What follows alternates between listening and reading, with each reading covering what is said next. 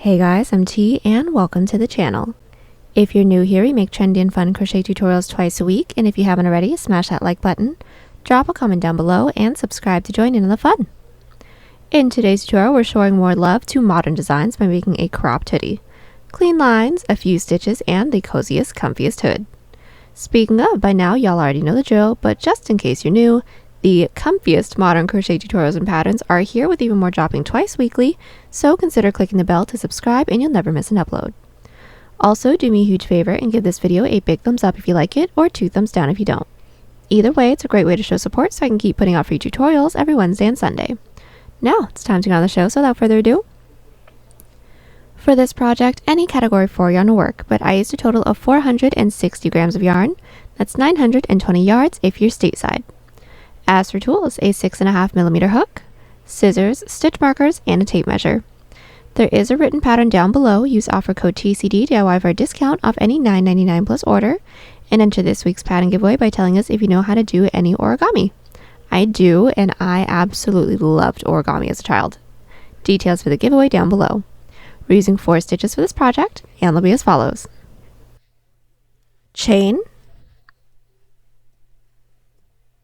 slip stitch, single crochet, and extended half double crochet. This tutorial is made for a size small. You can adjust it for your size, and we explain how to in the video, so let's get started. Getting this hoodie started, what we're going to do is grab our category 4 yarn and make a slip knot. Then we're all going to grab our 6.5mm hook and start off by making a chain that starts at the top of our shoulder down to where like the bottom of this top to be. Now I'd like for mine to be cropped, so I'm going to start by making a chain that is 11.5 inches or 29 centimeters. That's going to be a chain 40 for me. Now that we have our chain, we're going to block off that last chain and do a chain 2. That chain 2 doesn't count as a stitch, that's our turning chain. Then from here we're all going to yarn over, preparing for an extended half double crochet, and into that chain that we blocked off with the 3rd chain from our hook, we're going to insert our hook, yarn over, pull through. When we have these 3 loops on our hook, we're going to yarn over, pull through just the first loop, leaving the last 3 loops, then again yarn over, pull through all 3 of those loops. That is how we do our extended half double crochet. Let's do one more. Yarn over, into that following chain, pull through, yarn over, pull through the first loop, yarn over, pull through the next 3 loops. Continue on with this, making our way all the way down our chain. We've made our way down with our row 1. Now, the rest of this is going to be more extended half double crochets, but now within the back loops. So what we're going to do is chain 2, that is our turning chain, and flip our work. And starting with the yarn over, finding the last stitch from our previous row, we're going to insert our hook in through that back loop, or the loop that's furthest away from us. Yarn over, pull through, then again yarn over, pull through the first loop, yarn over, pull through the next 3 loops. And from here we're going to continue with 1 back loop extended half double crochet into every stitch. Now this is going to be the shoulder portion, so all we're going to do is continue to repeat this back loop extended half double crochet row with no increases and no decreases until we now have a portion that can reach from 2 inches past the tip of our shoulder all the way over to the side of the base of our neck. Now I'll meet you back right after an even number row, then we can do our neckline together from there. We are back. We have just completed our shoulder portion. I have a total of 10 rows. My width is just about 6 inches or 15 centimeters. Now what we're going to do from here is start our neckline by inserting our stitch marker into the stitch that's nearest to the base of our neck. So placing the edge of the top of our piece, the top is going to be the tail end or the opposite from where our hook is. We're going to put this up to the top of our shoulder, then insert our stitch marker into any stitch that's nearest to the base of our neck. Mine is in my 11th stitch from the top, and that's just about 3 inches or 8 centimeters. Now from here, the following row is going to be another back loop extended half double crochet row. Just make your way all the way up until we're worked into the stitch right before our stitch marker. So we are back. We've just made our way all the way up with our first neckline row. Now from here, all we're going to do is just continue to repeat this row, making our way all the way across our chest. So just chain 2, flip our work, 1 back loop extended half double into every stitch all the way down, then just continue to repeat that row again with no increases, no decreases, until we now have a portion that can reach from the side of the base of our neck across our chest over to the other side of the base of our neck. Then I will meet everyone back right after an odd number row so that is along the top, then we can work straight into the second shoulder together from there. So we are back. We have just completed the width of our neckline. I have a total of 21 rows. My width is just about 12 inches or 30 centimeters that is unstretched. Now from here, we're going to finish up with the rest of our shoulder portion. So what we're going to do, since we all should have ended along the top, is start by making a chain for the same amount of stitches that we skipped when we got started on our neckline. So for those of you that have my numbers, I skipped a total of 11 stitches. So from here, I'm going to make a chain of 11, then do our following extended half double crochet row. So once we have our chain, we're all going to block off that last chain and do a chain 2. That chain 2 is our turning chain. Then yarn over, preparing for an extended half double. Then put 1 extended half double crochet into every chain. Then once we reach the body portion, 1 back loop extended half double crochet into every stitch. Then from here, just continue to repeat our back loop extended half double crochet rows with no increases, no decreases for the same amount of rows that we have for the other shoulder portion. Once we have that completed, do a chain up a 1 and cut, then I'll meet you guys back. So we are back. The entirety of my front panel is now complete. Now my total width is just about 17.5 inches or 44 centimeters. Now we're all going to get started on the back panel, which is going to be done pretty much the same way as the front panel, but without the neckline cutout. I actually already have mine already completed, so I'm just going to talk you guys through it. So we're all going to start by making a chain for the same amount of chains that we made when we got started on the front panel. Then just do our same back loop extended half double crochet rows for the same amount of rows that we have as the front panel. Then once we have that entire back panel width completed, I will meet you guys back so we can seam up the shoulders. So now that we have both front and back panel completed, what we're going to do is seam up the shoulders. So start by placing our front panel on top of our back panel, then insert our hook into the top corner stitch of both the front and the back panel. Then we're going to do a single crochet seam. So pull through and do a chain up 1 to secure. All we're going to do is put 2 single crochets into every side row, working in through both the front and the back panel at the same time. So finding that first side row within the front panel, insert. Next side row within the back panel, find that top loop, insert with a single crochet. Again, a second single crochet is going to be worked into that same side row. Should be a little bit easier since everything is already gathered. And single crochet. Let's do this again. Into that next side row within the front panel, insert. Next side row within the back panel, insert with 1 single. Into that same side row within both the front and the back panel, single crochet again. Continue doing this until we don't have any more front panel rows left to work into. When we don't, do a chain up 1 and cut, then repeat on the other side. So we are back. We have just completed seaming up the shoulders. Now we're going to get started on our hood. So first things first, we're going to flip our work right side out, meaning the seam that we just did is now along the inside.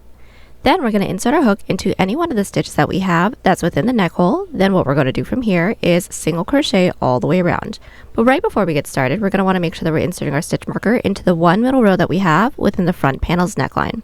Now for those of you that have my numbers, I inserted my stitch marker into my 6th, that is my 1 middle row. We should all have just 1.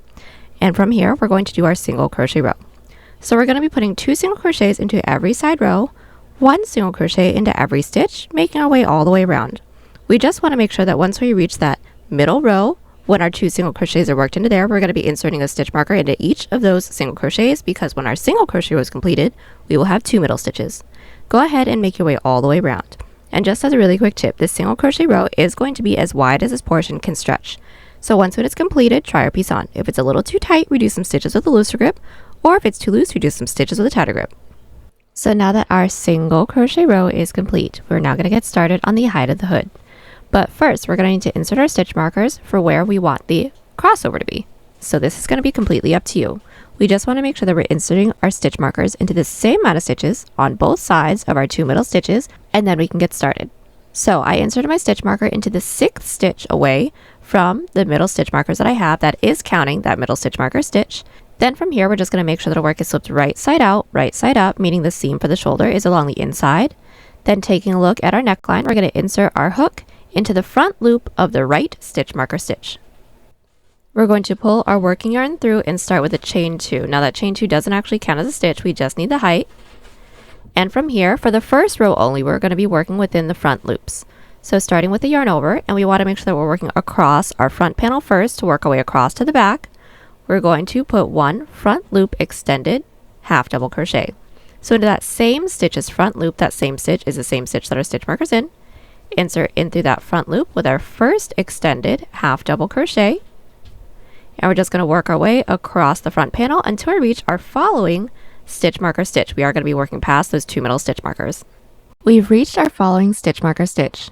Now we're going to continue on with our extended half doubles, but it doesn't need to be within the front loops. So just continue to make your way all the way around until we reach our first stitch marker stitch again. So I've made our way all the way around with our extended half double crochets. Now we have worked into that last available stitch that we have that's right before that first stitch marker stitch.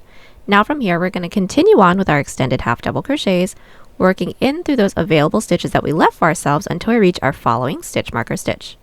So what we're going to do is just yarn over into that next stitch, which should be that first stitch that first extended half double crochets in, or our stitch marker if we left it in there, with our first extended half double, just working in through these available loops that we left for ourselves until we're worked into our following stitch marker stitch. So our first hood row is completed. Now what we're going to do from here is super duper simple. It's just going to be more back loop extended half double crochet rows. So absolutely no increases and no decreases. So from here, chain 2, flip our work. 1 back loop extended half double crochet into every stitch, making our way all the way around. Chain 2, flip our work, and repeat. And that is it for the hood.